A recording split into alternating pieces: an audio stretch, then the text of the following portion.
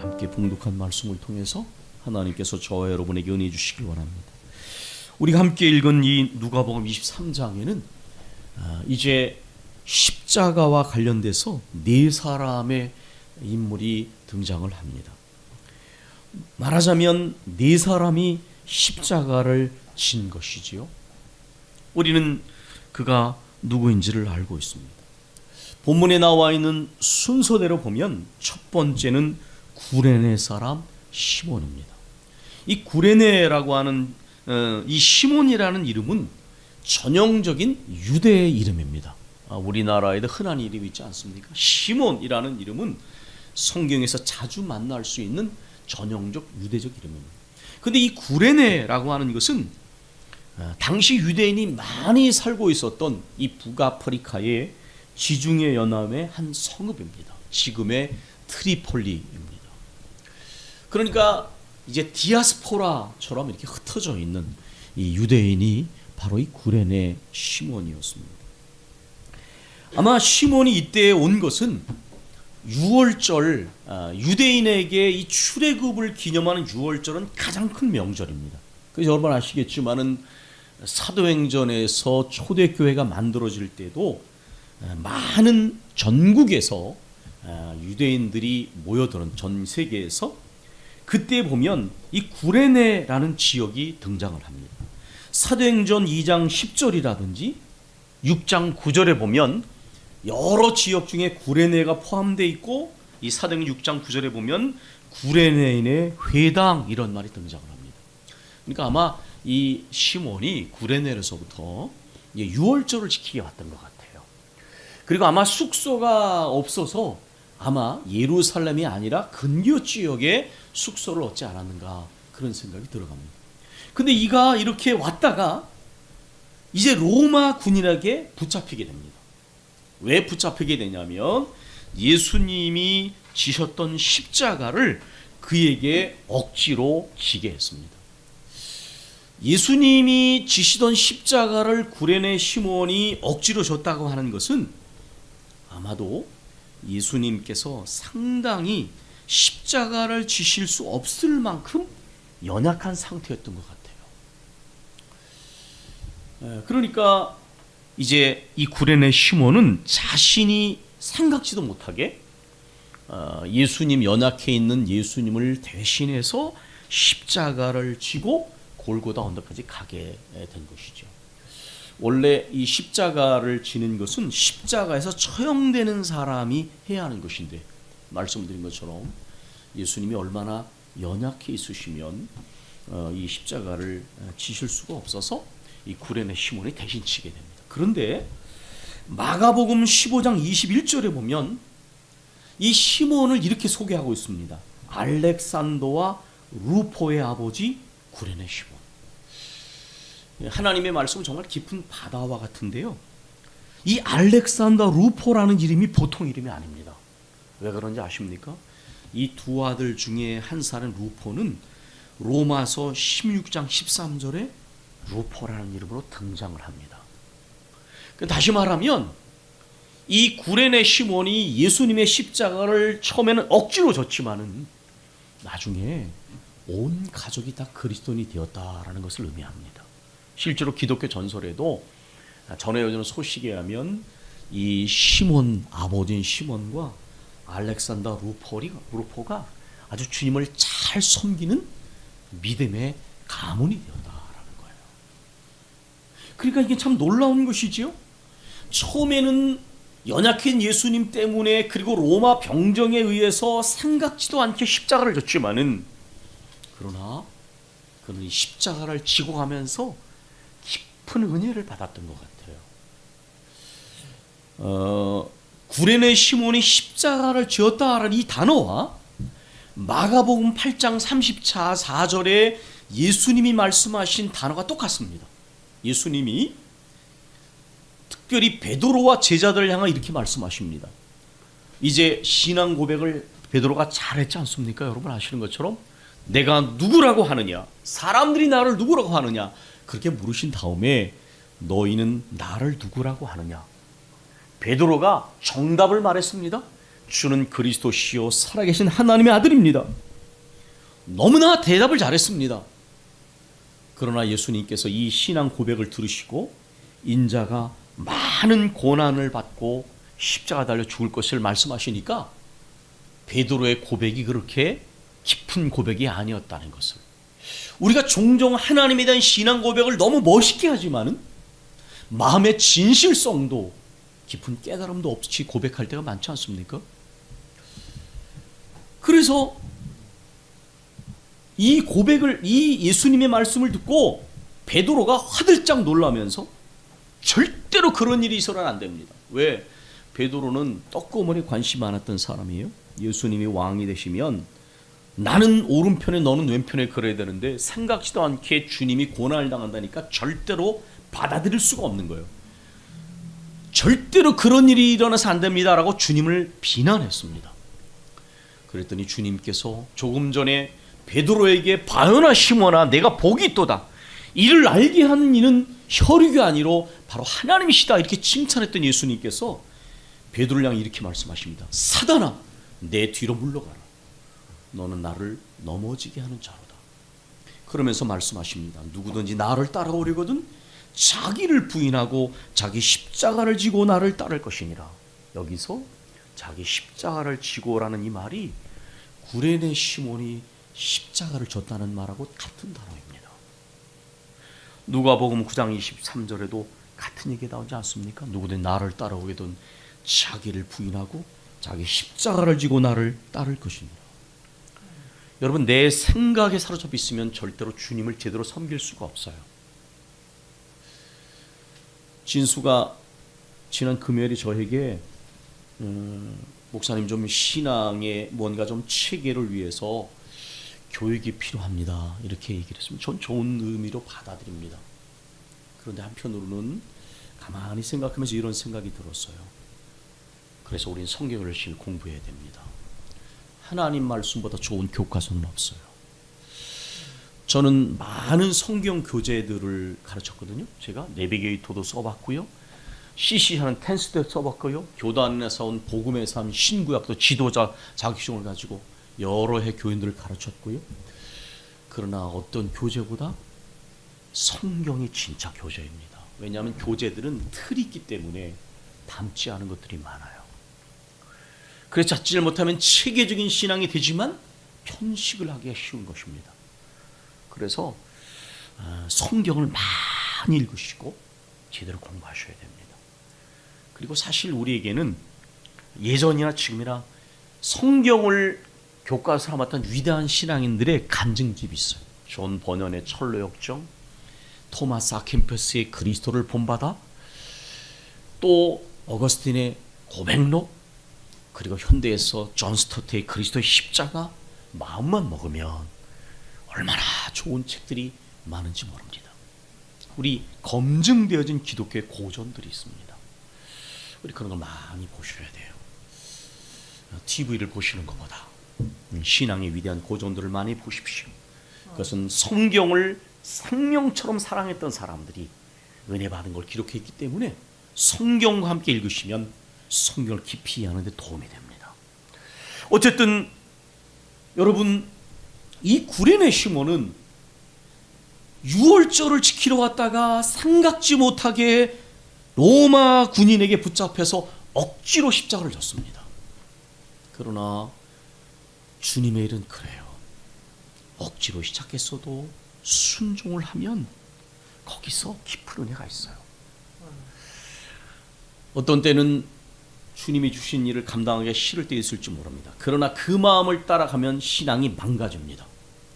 예배드리기 싫고 봉사하기 싫고 그 마음을 가서 보시면 어떻게 돼요? 있는 거 다 까먹습니다. 그러나 그 마음을 이기고 예배를 드리면 잘했구나. 그 마음을 이기고 기도하기 싫은 마음을 이기고 기도에 엎드리면 잘했구나, 이렇게 되는 거예요. 구레네 시몬은 억지로 십자가를 졌지만은 그것 때문에 정말 주님을 만나고 그 집안이 믿음의 가문이 세워지고 그렇게 됐어요. 여러분, 이것이 바로 은혜 아닙니까? 아까 말씀드린 마가복음 8장 34절에 누가복음 9장 23절 이 단어를 같이 썼다. 왜 복음서 기자들이 같은 단어를 썼을까요? 이것은 바로 이 구레네 시몬이 주님을 따르고 주님의 십자가를 지는 사람의 모범이라고 하는 것입니다. 여러분, 십자가를 우린 처음에 달개지기 어렵습니다. 그러나 주님을 위하여 십자가를 지면 그 십자가 속에 깊은 은혜를 체험하게 돼요. 저는 이렇게 목회자로서 오면서 가장 인상 깊은 말 중에 하나가 그 소망교회 각선희 목사님이 위선의 십자가도 져야 한다 사역자는 그 말이었어요. 아니, 무슨 말인가? 위선자가 되라는 말인가? 그거 아닙니다. 때로는 하나님의 복음을 전하는, 말씀을 전하는 사역자로서 주 앞에서 참 죄송할 때가 있어. 때로는 말씀대로 내 자신이 제대로 살고 있는가? 난 하나님 앞에 바로 서 있는가? 자, 한없이 부족하고 연약해서 하나님 앞에서 내 자신이 위선자가 된 것 같은 마음이 들 때도 있어요. 많은 교사들이 그만두는 이유가 힘들어서가 아니에요. 자기는 바로 서지 못하면서 순수한 아이들을 가리키는 죄책감 때문에 그만두는 거예요, 사실은. 근데 자기도 몰라요. 오히려 어렵고 힘든 가운데 주님 주신 십자가를 지면 자기만 아는 기쁨이 있어요. 주님과 나만이 아는 기쁨이 있습니다. 그래서 오히려 편안한 가운데 신앙생활을 하는 것보다 핍박과 고난과 고통 가운데 주님을 따르는 사람들이 더 간절해요. 그게 십자가의 비밀이 거기에 있는 거예요. 우리가 어려움을 당하고 고난을 당하고 핍박을 받으면서도, 옛날에 가족한테, 저희 누님들도 그랬어요. 아버지한테 매를 맞으면서도 개구멍으로 빠져나가서도 예배를 드렸다고요. 그럴 때 믿음이 더 간절해요. 사실 물론 훈련을 받은 사람은 훈련된 병사처럼 평안해도 마음이 풀어지지 않아요. 자기 마음을 관리할 수 있는 훈련이 되는 거예요. 훈련이 안 되면 고난이 생겨야 간절해지죠. 어쨌든 십자가를 우리가 지게 되면 주님께서 말씀하셨잖아요. 자기를 부인하고 자기 십자가를 지고 나를 따를 것이니라. 그러면 주님의 제자의 삶을 산다는 것입니다. 두 번째, 십자가를 지고 십자가 달린 사람들은 오늘 본문에 두 행악자로 나와 있습니다. 바로 마가복음 15장 27절에는 강도라고 기록되어 있습니다. 강도. 근데 이 사람들이 누구냐? 이 마가복음 15장 27절에 나온 걸 보면 이 정치범이나 저항운동가와 연결되어 있는 단어를 썼는데, 그렇다면 이것은 아마도 바라바와의 동료일 가능성이 있습니다. 열심당원일 가능성이 있습니다. 그러나 이들이 분명한 것은 아마도 바라바가 살인을 저질렀다고 한 것을 보면, 저 우크라이나에서 전쟁을 빌미로 온갖 못된 짓을 다 하잖아요. 저 푸틴의 병사들이. 세상에 저런 악인은 정말 찾아보기 어려울 정도로 잔인한 악인이다. 저는 그렇게 생각합니다. 반드시 하나님 앞에 저 심판받을 거예요. 너무 잔인해서. 그런데 이 두 행악자, 이건 실제로 범죄를 저질렀기 때문에 십자가의 형벌을 받는 사람들입니다. 이사야 53장 12절에 보면 불법자의 동료로 여김을 받았다라고 기록되어 있습니다. 그리고 예수님께서 이 구절을 인용하셨는데, 누가복음 22장 37절에 내가 이 십자가를 지지 않을 수 없다는 말씀하시면서 이사 53장 12절을 말씀하셨어요. 그러면 불법자의 동료로 여김을 받았다는 이 말이 이루어져야 할 것인데 내가 이 십자가를 지지 않으면 어떻게 그것이 이루어지겠느냐. 여러분, 그 예수님께서는 아주 영적으로 하나님의 뜻과 민감한 분이셨기 때문에 모든 일이 가야 하는 길이 아버지의 뜻이라는 걸 알고 계셨어요. 이게 영적인 민감한 사람들이 이런 거예요. 우연처럼 사람의 생각처럼 보이지만 영적으로 민감한 사람은 여기 하나님의 뜻이 있다는 걸 알아요.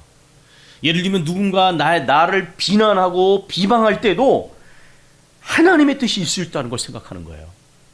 영적으로 민감해지면 그렇게 돼요. 그냥 눈으로 보는 것처럼 보지 않습니다. 영적으로 민감한 사람은 때로는 억울한 일을 당해도 그걸 통해서 하나님이 나를 훈련시키실 걸 알아요. 그래서 우리가 함부로 혈기를 부릴 수 없는 거예요. 내가 아직도 교만하기 때문에, 내가 아직도 완악하기 때문에, 아니면 이 억울함을 통하여 우리 장로님 기도해 주신 것처럼 주만 철저하게 의지하고 소망을 두도록 주님이 훈련하시거든요.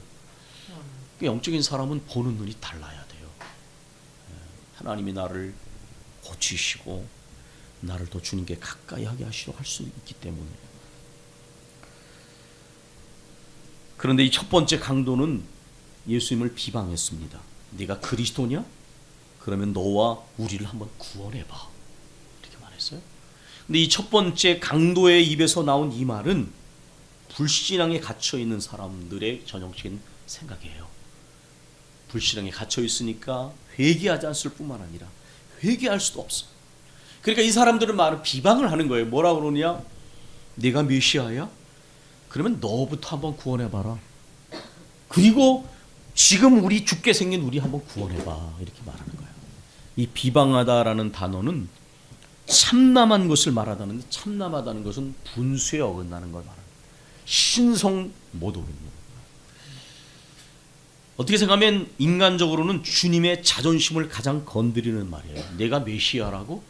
그럼 너부터 한번 구원하고 우리를 구원해봐, 이런 말이에요.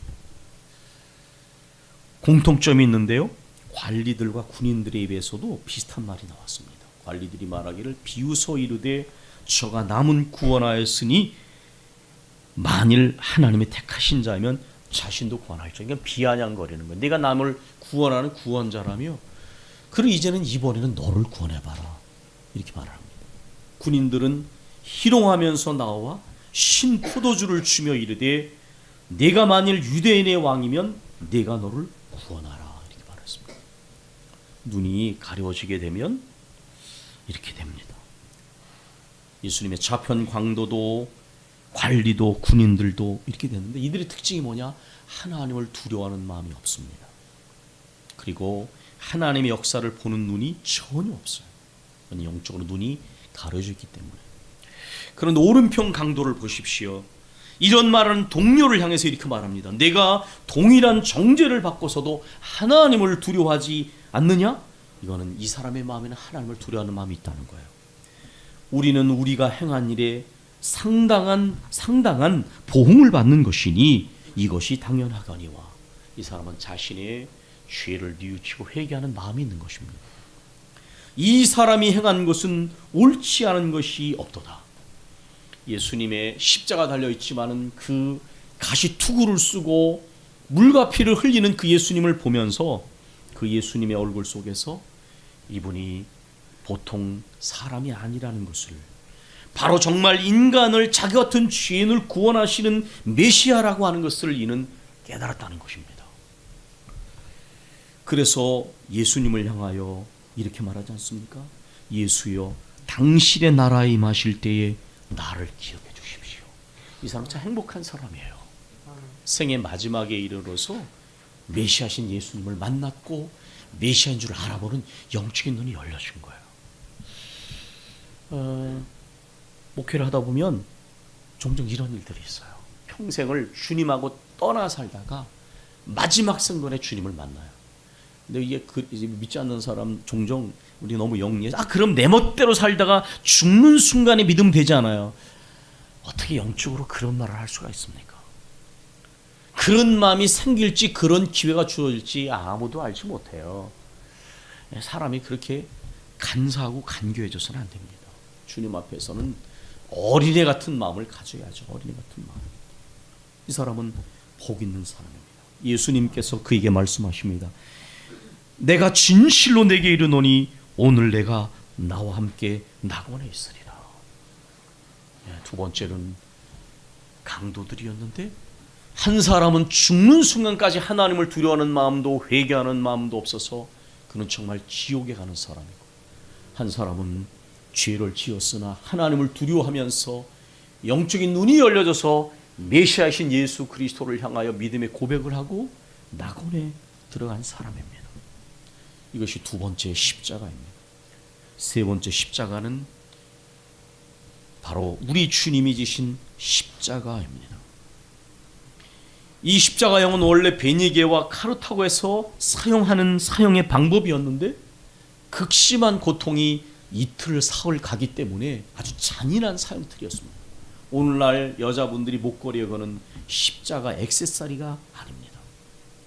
제가 폴란드의 아우슈비츠 수용소에 갔을 때 나치가 유대인들을 고통스럽게 처형하기에 만든 십자가가 뜰에 세워져 있는 것을 보았습니다. 인간을 가장 고통스럽게 죽이는 사형틀이 십자가였습니다. 로마에서는 주로 노예나 압제당하는 사람들을 처형할 때 이 십자가 사형을 사용했는데, 중요한 민생 범죄자나 정치범을 중요한 정치범을 사용하는 틀이 바로 이 십자가였습니다. 근데 우리 주님은 이 십자가에 달리셨습니다. 근데 사실 이 십자가를 얼핏 보면 그것은 이제 이 산헤드린 공회원들에 의해서 예수님에게 십자가가 지어진 것처럼 보여집니다. 빌라도의 판결에서 십자가를 지신 것처럼 보여집니다. 그러나 여러분 아시죠? 오늘이 종려주일인데 예수님께서는 이미 그것을 아시고 예루살렘에 들어가셨습니다. 만약에 예수님이 예루살렘에 들어가지 않으셨다면 예수님은 십자가를 지지 않으실 수도 있었어요. 그러나 예루살렘에 들어가셨다는 것 자체는 주님이 그 십자가를 지시려고 작정하신 것입니다. 그 고난을 감당하려고 작정하신 거예요. 종교 지도자들이 모인 산헤드린 공회에서는 예수님에게 아주 교묘한 죄목을 덮어씌웠습니다. 로마 당국이 가장 민감한 게 뭡니까? 압제자들이 소요를 일으키는 거예요. 민심을 교란케 하는 거. 그 다음에 황제가 정한 세금을 내지 않는 것입니다. 그리고 여기 황제가 있는데 또 다른 왕이 세워지는 거. 황제가 세운 이외에 이건 아주 민감한 것인데, 이러한 정치적으로 죄목을 예수님에게 덮어씌워서 로마 총독부로 하여금, 빌라도로 하여금 예수님에게 사형 언도를 내리지 않을 수 없도록 교활한 방법을 쓴 것입니다. 그리고 백성을 선동하기 좋은 죄목들을 뒤집어 씌운 것이죠. 그런데 요한복음 11장 47로 53절에 보면 이런 내용이 나옵니다. 예수님이 많은 기적을 베푸시니까 이 유대 종교 지도자들이 두려움이 생겼어요. 질투가 난 것이죠. 그래서 대제사장과 바리새인들이 이 공회원들 앞에서 이렇게 말합니다. 만일 그대로 두면 모든 사람이 예수를 믿을 것이요, 그러면 로마인들이 와서 우리 땅과 민족을 빼앗아갈 것이다. 뭔가 소란을 불러일으키니까. 그러니까 그 해의 대제사장인 가야바가 이렇게 말을 해요. 너희가 아무것도 알지 못하는도다. 한 사람이 백성을 위하여 죽어서 온 민족이 망하지 않게 되는 것이 너희에게 유익한 줄을 생각하지 아니하는도다.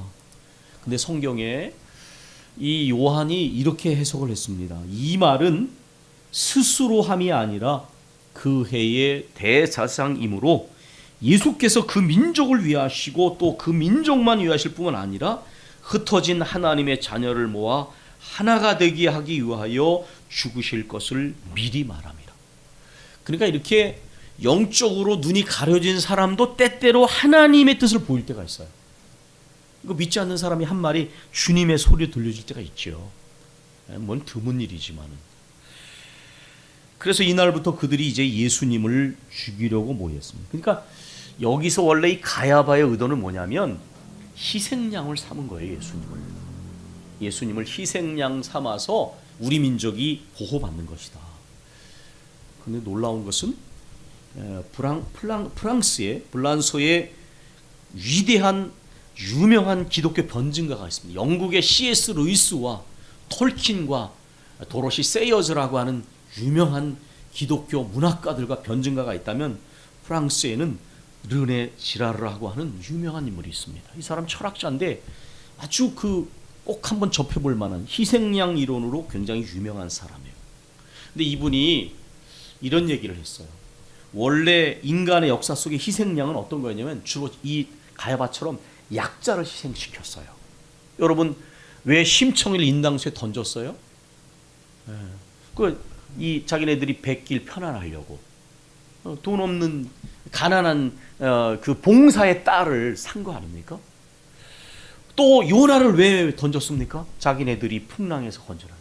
역사 속에서는 이렇게 여자와 어린아이와 노예와 이렇게 약자들을 주로 희생시켰습니다. 그런데 놀라운 것은 우리 기독교에서 말하는 희생은 그런 게 아니에요. 예수님께서 스스로 희생양이 되셨어요. 이게 종려주일의 의미예요. 세상 죄를 지고 가는 어린 양을 보라. 세례요한이 말했잖아요. 예수님이 스스로 희생양이 되셨어요.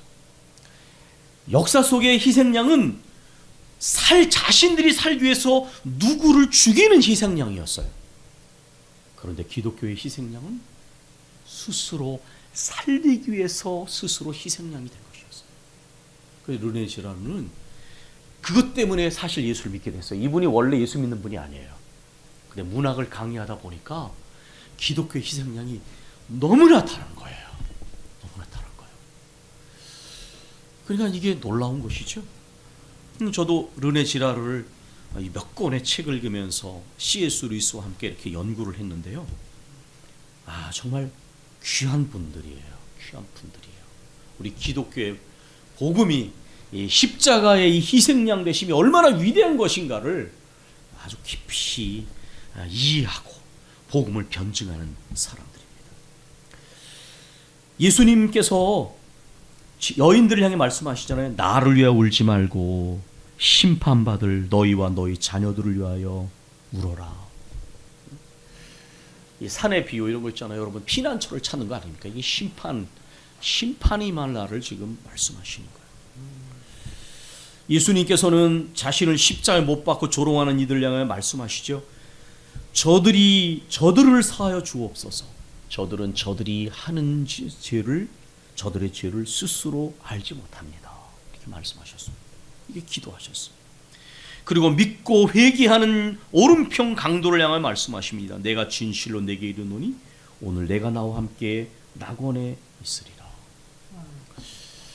여러분 제가 오늘 고난의 종류라는 제목으로 말씀을 오늘 전했습니다. 이 고난의 십자가는 다 똑같지 않습니다. 어떤 사람은 자기 스스로 죄를 지어서 죄의 대가로 고난을 받고 십자가의 형벌을 받는 사람이 있습니다.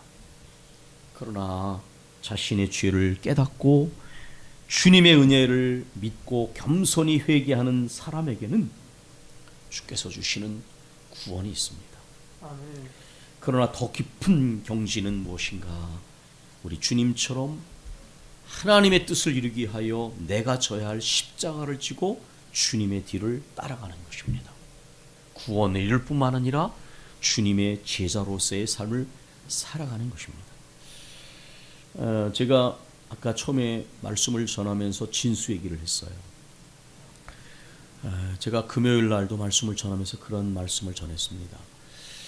종교인들과 주님의 뒤를 따르는 사람들의 모습이 다릅니다. 종교인들은 특정한 시간과 공간 속에서만 주님과 관련이 있는 사람들이에요. 그런데 참된 믿음의 사람들은 삶의 근본적인 방향의 전환을 이룬 사람들이에요. 이제는 내가 그리스도와 함께 십자가에 못 박혔나니 이제는 내가 산 것이 아니 오직 내 안에 그리스도께서 하신 것이라.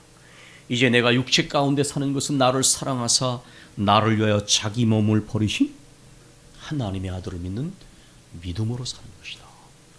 이제부터는 믿음으로 살고 주님을 위해 살고 주님께서 내게 맡겨주신 십자가를 지고 주님의 뒤를 따르는 삶이 그리스도의 삶이기 때문에 이것은 다시 철회할 수 없는 것입니다.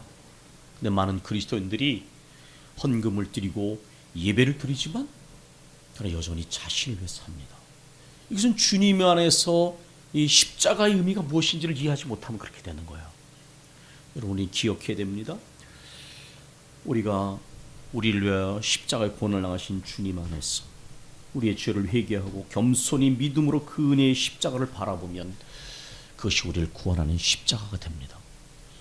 이러한 십자가의 은혜를 경험하고 난 다음에 우리는 십자가를 지고 주님의 뒤를 따르는 제자의 삶을 살아가는 그것이 바로 그리스도인 되었다라고 하는 분명한 표현입니다.